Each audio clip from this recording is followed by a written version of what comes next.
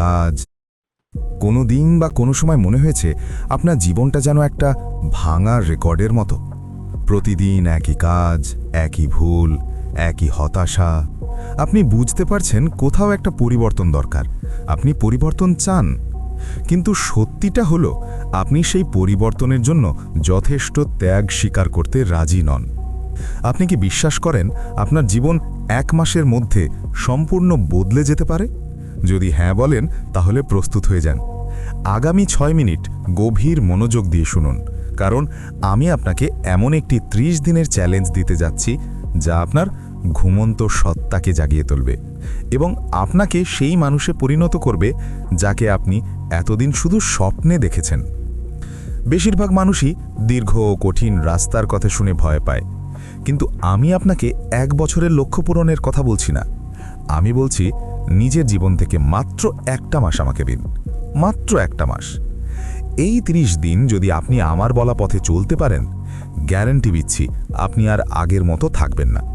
শুরুটা হবে সকালে, ভুলে যান আপনার আরামদায়ক বালিশ আর স্ক্রোল করতে করতে দেরি করে ঘুম থেকে ওঠার অভ্যেস।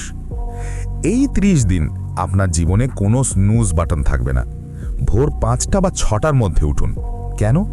কারণ যখন আপনি বাকি দুনিয়ার আগেই নিজের দিনটা শুরু করেন, তখন আপনি নিজেকে মানসিকভাবে 1 ধাপ এগিয়ে রাখেন। আপনি প্রমাণ করেন আপনি আপনার আরামের চেয়ে আপনার স্বপ্নকে বেশি মূল্য দেন। ঘুম থেকে উঠেই সোশ্যাল মিডিয়া নয়, প্রথম 30 মিনিট শুধু আপনার নিজের জন্য। হয়তো সামান্য ব্যায়াম অথবা ঠান্ডা জলে এক স্নান। ঠান্ডার জলের ঝাপটা আপনার মস্তিষ্কের অলসতা দূর করে আর দিনের শুরুতেই আপনাকে একটা ছোট বিজয়ের স্বাদ দেয়। মনে রাখবেন, একটি সুশৃঙ্খল সকালই একটি সুশৃঙ্খল জীবন তৈরি করে।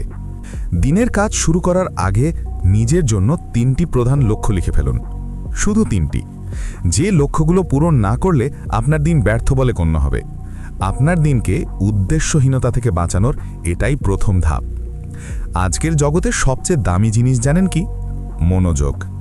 আমরা সবাই যেন এক ধরনের মনোযোগের ঘাটতিতে ভুগছি। প্রতি 10 মিনিট পর ফোনের নোটিফিকেশন, অপ্রয়োজনীয় চ্যাট, এই সব জিনিস আপনার লক্ষ্য পূরণের গতি মেরে ফেলছে। এই 30 দিন আপনাকে শিখতে হবে ডিপ ওয়ার্ক, অর্থাৎ কাজের সময় ফোন দূরে রাখবেন, ইন্টারনেট অফ করবেন আর অন্তত 90 মিনিট একদম নীরবতায় কাজ করবেন, যেখানে আপনার মন শুধু একটি জিনিসে কেন্দ্রীভূত থাকবে। এই মনোযোগের তীব্রতাই আপনাকে অন্যদের থেকে 5 গুণ এগিয়ে রাখবে। মনে রাখবেন, কাজের পরিমাণ নয়, কাজের গুণমানই আপনার সাফল্য নির্ধারণ করে।